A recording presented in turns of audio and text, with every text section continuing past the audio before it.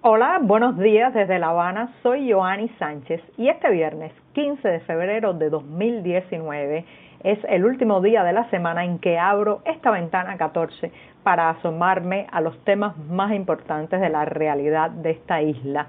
Les recuerdo que pueden ampliar todas estas noticias y comentarios en las páginas del diario digital 14 y medio que hacemos desde aquí, desde dentro de Cuba.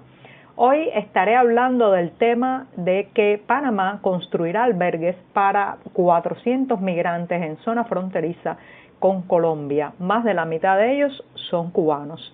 La contaminación ambiental en Cuba se está haciendo lo suficiente para disminuirla. ¿Cuán permanente es en nuestro día a día?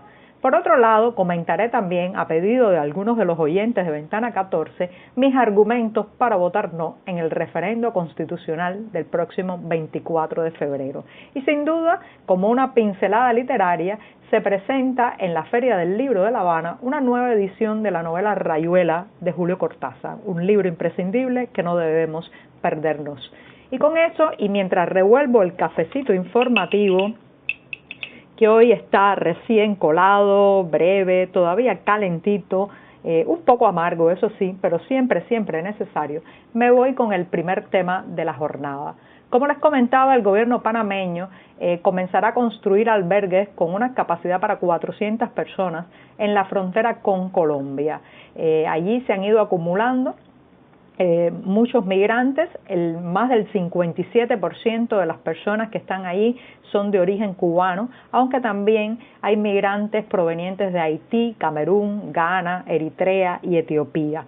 Ahora bien, estos cubanos que han llegado a la frontera entre Colombia y Panamá y que están pidiendo continuar su curso para subir por toda Centroamérica, atravesar también México y llegar a Estados Unidos con la esperanza de que una vez en la frontera estadounidense puedan beneficiarse de algún tipo de flexibilización o permiso para acceder a la residencia en ese país.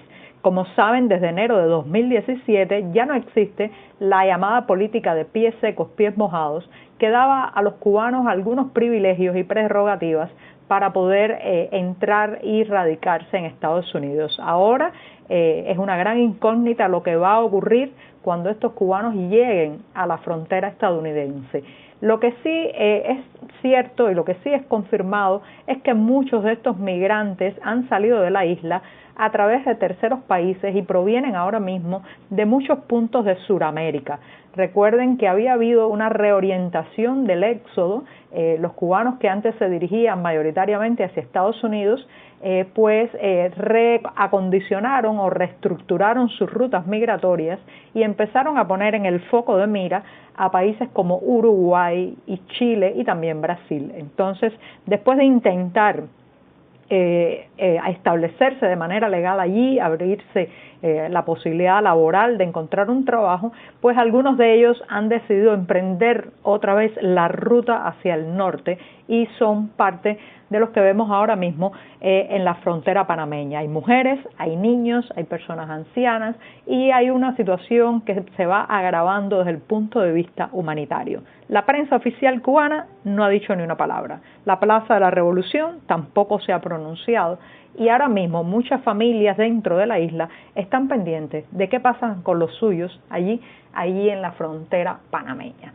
Y con esto me voy al segundo tema de hoy, que es un tema que tiene que ver con la contaminación ambiental en Cuba. Esta mañana, cuando me desperté y me asomé sobre la ciudad, les recuerdo que yo vivo en La Habana, en un piso 14 de un edificio modelo yugoslavo construido en la época del subsidio soviético.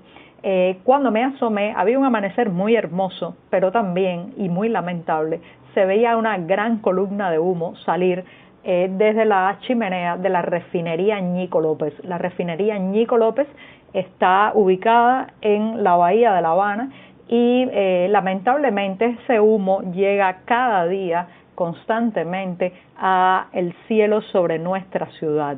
Según datos recientes de la Oficina Nacional de Estadísticas, más del 30% de los cubanos sufren de algún tipo de enfermedad respiratoria que está asociada a la contaminación del aire. Para muchas personas esto será una sorpresa.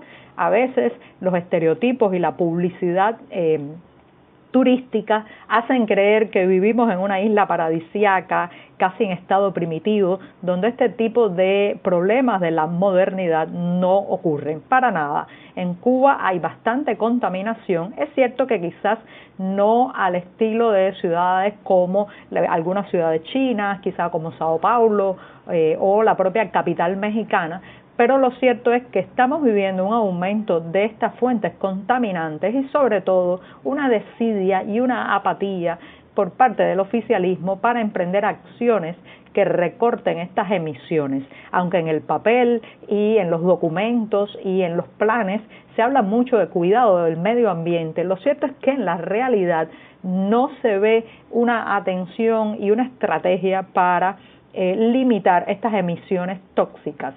Por ejemplo, alrededor de la bahía de La Habana hay varias fuentes contaminantes, hay una termoeléctrica, la de Talla Piedra, también está esta refinería que hoy llenaba de humo el amanecer habanero, pero también hay otras, hay grupos electrógenos instalados, hay también cerca un crematorio y todos esos son fuentes importantes de contaminación atmosférica. Creo que la no existencia legal de grupos ambientalistas que puedan protestar, quejarse, pararse ahora mismo a las afueras de la refinería con un cartel exigiendo que termine las emisiones contaminantes o se disminuyan, la no existencia de esos grupos también le da al Estado mucha impunidad con sus industrias y con los vertidos contaminantes. Entonces, no solamente estamos hablando de la necesidad de una estrategia que se ponga en práctica, de que se mire el asunto con atención y con preocupación, sobre todo el alto costo para la salud humana que tienen, sino que existan y se permita la presencia de estos grupos, de estas organizaciones de la sociedad civil que son en muchos países los principales veladores de que pues no se dañe sistemáticamente e impunemente al medio ambiente. Y con esto me voy a otro tema muy diferente que tiene que ver con los argumentos para votar no en el referendo constitucional del próximo 24 de febrero. Muchas personas me han preguntado a través de las páginas de 14 y medio, de mis cuentas en las redes sociales y también a través de la lista de difusión de WhatsApp de Ventana 14, ¿por qué voy a votar no? Y quisiera explicarles mis argumentos. Esta es una mirada muy personal. ¿Por qué voy a elegir ese monosílabo rebelde y voy a marcar al lado de él en unos pocos días? Bueno, pues en primer lugar creo que el no tiene muchas más posibilidades que la abstención, porque buena parte de los electores tienen temor a señalarse. Recuerden que vivimos en un país bastante policial, donde en los días de votaciones hay bastante presión para que la gente salga de su casa a la urna. Entonces es bastante difícil que con una población que tiene más de 3.1 millones de trabajadores que se insertan en el sector estatal, frente a apenas un poco más de medio millón en el sector privado, esas personas que están obligadas o presionadas a ir a votar decidan quedarse en casa y optar por la abstención como forma de protesta. Entonces, desde el punto de vista pragmático, creo que es mucho más probable que vayan, y ya que van a ir, pues entonces hay que convencerlos de que rechacen la Constitución, porque es una Constitución que no permite la pluralidad, que mantiene en manos del Partido Comunista el control de la sociedad y sobre todo, como ya he dicho, consagra el matonismo político de unos pocos contra la diversidad de otros. Por otro lado, no se puede acusar a los que vamos a votar no de colaboracionistas o legitimadores del régimen, como se ha dicho tantas veces. Creo que debemos ser más ecuménicos, cerrar filas, los que no van a votar y los que vamos a votar no, y evitar los insultos, porque todo esto tiene que ser más bien un bloque contra el sí. Se trata de derrotar al sí y se trata de derrotar a la Carta Magna. Ahora bien, algunos dicen que esto es ser colaboracionista porque se va, Bueno, en un país con un régimen autoritario, todo acto que se haga reconoce a las entidades estatales o legales. Desde que usted tiene un pasaporte, desde que acepta un carnet de identidad, desde que se para en las luces del semáforo a esperar la verde para cruzar la calle, desde ese momento ya se está haciendo un acto de legitimación de las autoridades. Por otro lado, quienes promueven el escepticismo y dicen que no importa lo que se haga, que de todas maneras el oficialismo manipulará las cifras, yo les recuerdo que no hay nada más fácil de manipular que la abstención. Y por último, no se trata de tener la ilusión de que no va a alcanzar más del 50% de las boletas y va a derrotar al sí. Se trata de mandar un mensaje de deseos de cambio y un mensaje de que los tiempos de aceptar, ratificar y aprobar masivamente terminaron. Y con esto, que ya veo que se me está pasando el reloj, los dejo recordándoles que en la Feria del Libro se ha reeditado la novela Rayuela, la novela de Julio Cortázar, que se publicó inicialmente en 1963 y ahora vuelve de la mano del sello Casa de las Américas. Es un libro imprescindible, como decía al principio, un libro un poco distópico, un poco complejo de leer,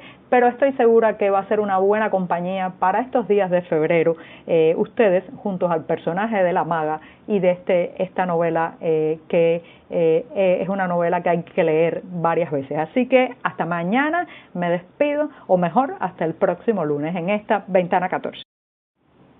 Hola, buenos días desde La Habana, soy Joanny Sánchez y este viernes 15 de febrero de 2019 es el último